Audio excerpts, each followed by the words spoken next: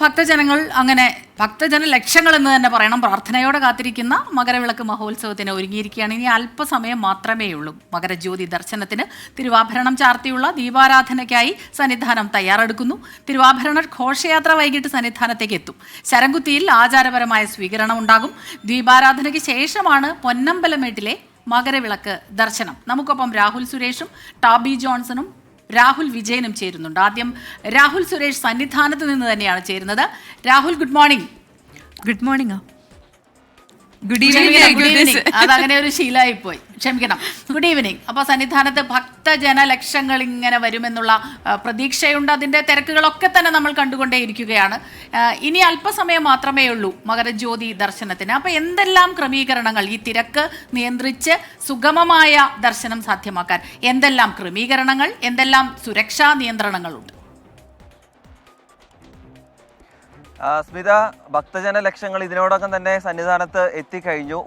ഉച്ചപൂജയ്ക്ക് ശേഷം 1 മണിയോടുകൂടി നട അടച്ചിരുന്നു. ഇപ്പോൾ നട അടച്ചിരിക്കുകയാണ്. ഇനി 5 മണിക്കായിരിക്കും ക്ഷേത്രനട വീണ്ടും തുറക്കാൻ പോകുന്നത്. നമ്മൾ സന്നിധാനത്തിൻ്റെ മനോഹരമായ ദൃശ്യങ്ങളാണ് ഇപ്പോൾ കണ്ടുകൊണ്ടിരിക്കുന്നത്. സന്നിധാനത്ത് അവസാനവട്ട ഒരുക്കങ്ങൾ പുരോഗമിക്കുകയാണ്.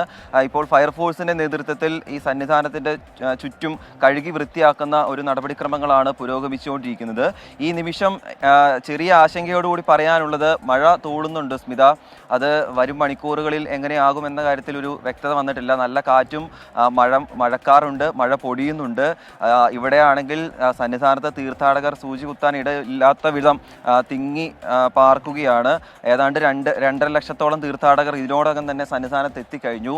ഇനിയിപ്പോൾ കൂടുതൽ തീർത്ഥാടകർ ഇനിയുള്ള മണിക്കൂറിൽ എത്തില്ല, പക്ഷേ ഇപ്പോൾ തന്നെ തിങ്ങി പാർക്കുകയാണ് അവർ. അപ്പോൾ മഴ പെയ്യുകയാണെങ്കിൽ കൂടുതൽ ആശങ്കയാകും എന്നതാണ് ഒരു ഭാഗത്തെ കാര്യം. മറ്റൊന്ന്, തിരുവാഭരണം വഹിച്ചുകൊണ്ടുള്ള യാത്ര സന്നിധാനം ലക്ഷ്യമാക്കി നീങ്ങിക്കൊണ്ടിരിക്കുകയാണ്. 5:30 ശരംകുത്തിയിൽ തിരുവാഭരണ ഘോഷയാത്ര എത്തും. അവിടെ ദേവസ്വം പ്രതിനിധികൾ അവിടെ സ്വീകരിക്കും. അതിനുശേഷമായിരിക്കും ക്ഷേത്ര സന്നിധാനത്തേക്ക് ഏതാണ്ട് 6:30 എത്തുക.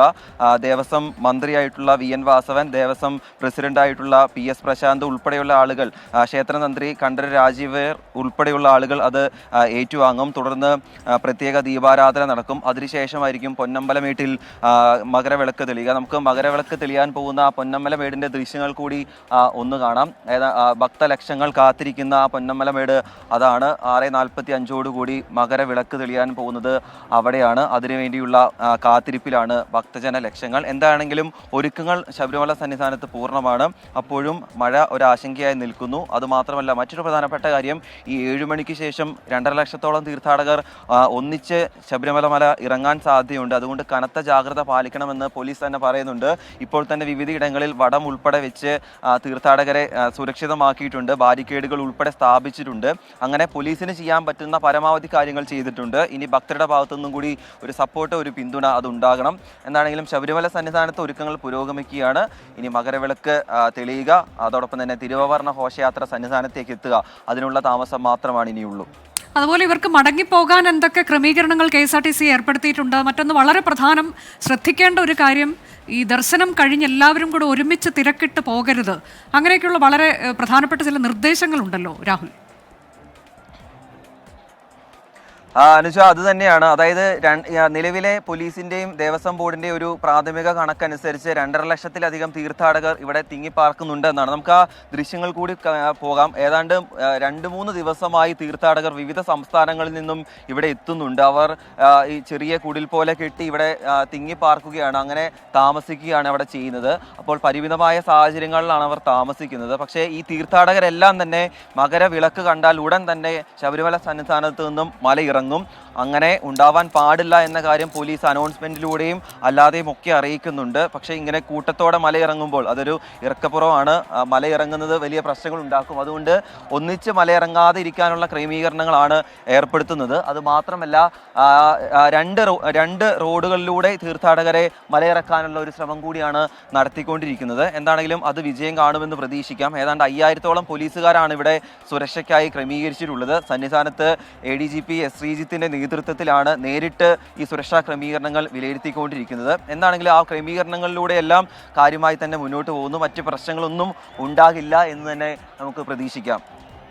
ശരി, രാഹുൽ സുരേഷാണ് വിശദമായ വിവരങ്ങൾ സന്നിധാനത്ത് നിന്ന് നൽകിയത്. അങ്ങനെ സന്നിധാനം ഒരുങ്ങിക്കഴിഞ്ഞു. മകരജ്യോതി ദർശനത്തിനായി ആളുകൾ എത്തുമ്പോൾ ഇന്നിപ്പോൾ പൊന്നാഭരണം ചാർത്തി അവിടെ ദീപാരാധനയുണ്ട്. അതാണ് തിരുവാഭരണം ചാർത്തിയുള്ള ദീപാരാധന. അതാണ് ശബരിമലയിലെ ഇന്ന് ഏറ്റവും പ്രധാനപ്പെട്ട ചടങ്ങ്. ഇനി നമുക്ക് നേരെ ടോബി ജോൺസണിലേക്ക് പോകാം. പാഞ്ചാലിമേട്ടിലാണ് ടോബി ജോൺസൺ ഉള്ളത്. Toby, good evening. ടോബി, ഇവിടെ നിന്നാൽ നന്നായി തന്നെ മകരജ്യോതി ദർശനം കാണാൻ സാധിക്കും എന്നാണ് പ്രതീക്ഷിക്കുന്നത്. എങ്ങനെയാണ് കാലാവസ്ഥ? അവിടെയും വില്ലനാകുന്നുണ്ടോ? കൂടുതൽ ആളുകൾ ഇവിടേക്ക് എത്തുന്നുണ്ടോ? എങ്ങനെയാണ് അവിടുത്തെ അവസ്ഥ?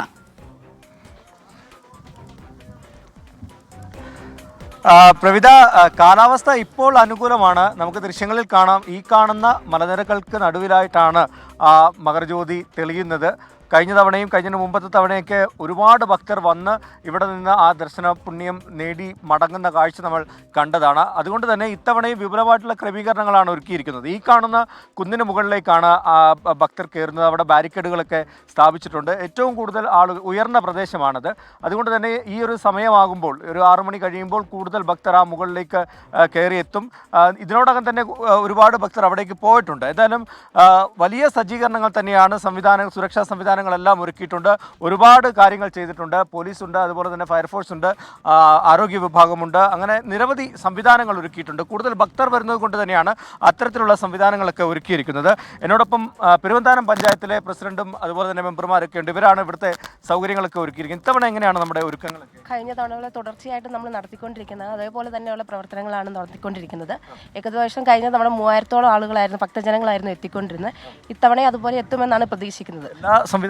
എല്ലാ സംവിധാനം സജ്ജീകരണം എല്ലാം പൂർത്തിയായി കഴിഞ്ഞിരിക്കും. ഇവിടെ നിന്നാ നമുക്ക് കാണാൻ സാധിക്കും എങ്ങനെയാണ്? കഴിഞ്ഞ വർഷം കാലാവസ്ഥ നമുക്ക് അനുകൂലമല്ലായിരുന്നതുകൊണ്ട് കാണാൻ കഴിഞ്ഞില്ല. ഈ വർഷം കാണാൻ കഴിയുമെന്ന് പ്രതീക്ഷിക്കുന്നു. എങ്ങനെയാണ് ഒരുക്കങ്ങളൊക്കെ? കൃത്യമായി ഒരുക്കങ്ങളെല്ലാം ഏകദേശം എല്ലാം കംപ്ലീറ്റ് ആയിട്ടുണ്ട്. ഈ ഭക്തജനങ്ങൾ കുറച്ച് ഈ മലയ്ക്ക് അപ്പുറത്തേക്ക് കടന്നിട്ടുണ്ട്. ബാക്കിയുള്ളവർ കുറച്ച് താഴെ ഭാഗങ്ങളിലേക്കായിട്ട് എത്തിയിരിക്കുകയാണ്. അവർക്കുള്ള നിർദ്ദേശങ്ങളും കാര്യങ്ങളും എല്ലാം കൃത്യമുണ്ട്. അത് അനൗൺസ്മെന്റ് നടത്തുന്നുണ്ട്. അത് വിവിധ ഭാഷകളിലുള്ള അനൗൺസ്മെന്റ് നമ്മൾ നടത്തുന്നുണ്ട്. അപ്പോൾ അതിപ്പം ആൾക്കാരിപ്പോൾ വന്നുകൊണ്ടിരിക്കുന്നേ ഉള്ളൂ. ഒരു കുറച്ചുകൂടെ കഴിയുമ്പോഴത്തേനും നമ്മൾ അനൗൺസ്മെന്റ് ആരംഭിക്കുന്നതാണ്. ഓക്കെ, അങ്ങനെയാണ്. കൃത്യമായിട്ടുള്ള വിവിധ ഭാഷകളിലുള്ള അനൗൺസ്മെന്റ് ഉണ്ട്. അതായത് വിവിധ സംസ്ഥാനങ്ങളിൽ നിന്ന് വരുന്ന ഭക്തർ, ശബരിമലയിലേക്ക് പോകാൻ പറ്റാത്തവർ, എരുമേലിയിലൊക്കെ വന്നു കഴിഞ്ഞാൽ അവിടെ നിന്ന് വളരെ വേഗം എത്താൻ സാധിക്കുന്ന ഒരു സ്ഥലമാണ് ഈ പാഞ്ചാലിമേട്. അതുകൊണ്ട് തന്നെ കൂടുതൽ ഭക്തർ ഇവിടേക്ക് ഏകദേശം ഒരു 5 മണിയൊക്കെ കഴിയുമ്പോൾ എത്തുമെന്നാണ് നമ്മൾ പ്രതീക്ഷിക്കുന്നത്. കഴിഞ്ഞ തവണയും ഏകദേശം 3000-ലധികം ആളുകൾ വന്നുവെന്നാണ് പ്രസിഡന്റ് അടക്കമുള്ളവർ പറയുന്നത്. അതുകൊണ്ട് തന്നെയാണ് ഇത്തവണയും ആളുകളെ പ്രതീക്ഷിക്കുന്നത്, ഭക്തരെ പ്രതീക്ഷിക്കുന്നത്. ഈ കാണുന്ന ദൃശ്യങ്ങൾ തന്നെയാണ് ഇവിടുത്തെ ഏറ്റവും പ്രധാനപ്പെട്ട കാര്യം. ആ കാണുന്ന മലനിരകൾക്ക് നടുവിലായി ഏകദേശം 6:30 ആ ഒരു മകരജ്യോതി തെളിയും. അതിവിടെ നിന്ന് കാണാമെന്നുള്ള ഒരു പ്രതീക്ഷയിൽ തന്നെയാണ് അയ്യപ്പ ഭക്തർ ഇവിടേക്ക് എത്തുന്നത്. എന്തായാലും ഈ പാഞ്ചാലിമേട്ടിലും ഒരുക്കങ്ങളെല്ലാം പൂർത്തിയായി കഴിഞ്ഞിട്ടുണ്ട്. പ്രവിത. ശരി ടോബി, അതാണ് പാഞ്ചാലിമേട്ടിൽ നിന്നുള്ള വിവരങ്ങൾ. ഇനി നമ്മൾ വണ്ടിപ്പെരിയാറിലേക്ക് പോകുന്നു. വണ്ടിപ്പെരിയാറും ഇതുപോലെ തന്നെ ദർശനത്തിനായി ആളുകൾ എത്തിച്ചേരുന്ന ഒരിടമാണ്. അവിടെ നിന്ന് രാഹുൽ വിജയൻ തയ്യാറാക്കിയ റിപ്പോർട്ടിലേക്കാണ് ഇനി. കാനനപാതയിലൂടെ തീർത്ഥാടകരെ പുല്ലുമേട്ടിലേക്ക് കടത്തിവിടുന്നത് പൂർണ്ണമായിട്ടും 2 മണിയോടുകൂടി നിർത്തിയിട്ടുണ്ട്. സത്രം വഴിയും അതുപോലെ തന്നെ കോഴിക്കാനം വഴിയും ഇനി തീർത്ഥാടകരെ കയറ്റിവിടില്ല. ഈ മകരവിളക്ക് ദർശനം കഴിഞ്ഞതിന് ശേഷം തീർത്ഥാടകർ കോഴിക്കാനം വഴി തിരിച്ചിറങ്ങേണ്ടതുമാണ്. സന്നിധാനത്തേക്കും ഇന്ന് കടത്തിവിടില്ല എന്നുള്ള കാര്യം നേരത്തെ തന്നെ അറിയിച്ചിട്ടുള്ളതാണ്. എല്ലാ തരത്തിലുള്ള ക്രമീകരണങ്ങളും പുല്ലുമേട്ടിൽ പൂർത്തിയായിട്ടുണ്ട് എന്ന് ജില്ലാ ഭരണകൂടം വ്യക്തമാക്കുകയും ചെയ്തിട്ടുണ്ട്. സുരക്ഷാ ജീവനക്കാർ 1200 പേരുണ്ട്. പോലീസ് 1200 പേരുണ്ട്. വനംവകുപ്പിന്റെയും റവന്യൂ വകുപ്പിന്റെയും മറ്റ് ജീവനക്കാരും സുരക്ഷാ സംവിധാനങ്ങളുടെ ഭാഗമായിട്ട് പുല്ലുമേട്ടിലുണ്ട് എന്നുള്ളതാണ് ഏറ്റവും പ്രധാനപ്പെട്ട കാര്യം. മുൻ വർഷങ്ങളിലെ അപേക്ഷിച്ച് ആളുകളുടെ എണ്ണം തിരക്ക് കൂടാനുള്ള ഒരു സാധ്യത കാണുന്നുണ്ട്. ഏകദേശം 10,000-ഓളം ആളുകൾ മകരവിളക്ക് ദർശിക്കുന്നതിന് വേണ്ടി പുല്ലുമേട്ടിലേക്ക് എത്താനുള്ള സാധ്യത കാണുന്നുണ്ട്. ശബരിമലയിലെ ദർശനം കഴിഞ്ഞ് തിരിച്ചു വരുന്നവരും അതുപോലെ തന്നെ ഇന്ന് പുല്ലുമേട്ടിലേക്ക് വണ്ടിപ്പെരിയാർ, സത്രം അതുപോലെ തന്നെ കോഴിക്കാനം വഴി കടന്നുപോയവരും ഉൾപ്പെടെ 10,000-ഓളം ആളുകളെ പുല്ലുമേട്ടിൽ പ്രതീക്ഷിക്കുന്നുണ്ട്. അതിനുവേണ്ട എല്ലാ തയ്യാറെടുപ്പുകളും ക്രമീകരണങ്ങളും അവിടെ പൂർത്തിയാക്കിയിട്ടുണ്ട് എന്നുള്ളതാണ് ഏറ്റവും പ്രധാനപ്പെട്ട കാര്യം. എന്തായാലും സുഗമമായൊരു തീർത്ഥാടന കാലമാണ് കഴിഞ്ഞുപോയത്. മകരവിളക്ക് ദർശനത്തിനും അത്തരമൊരു സുഗമമായിട്ടുള്ള സംവിധാനം അവിടെ ഏർപ്പെടുത്തും എന്നുള്ളതാണ് ഏറ്റവും പ്രധാനപ്പെട്ട കാര്യം. മുൻപായിട്ടുള്ള പുല്ലുമേട് മേടുന്നതിന്റെ പശ്ചാത്തലത്തിൽ വലിയ തരത്തിലുള്ള ക്രമീകരണങ്ങളും സുരക്ഷാ ക്രമീകരണങ്ങളും പുല്ലുമേട്ടിൽ ഒരുക്കിയിട്ടുണ്ട്. പോലീസുകാരുടെ വലിയ സന്നാഹം തന്നെ അവിടെ ഉണ്ട് എന്നുള്ളതാണ് ഏറ്റവും പ്രധാനപ്പെട്ട കാര്യം.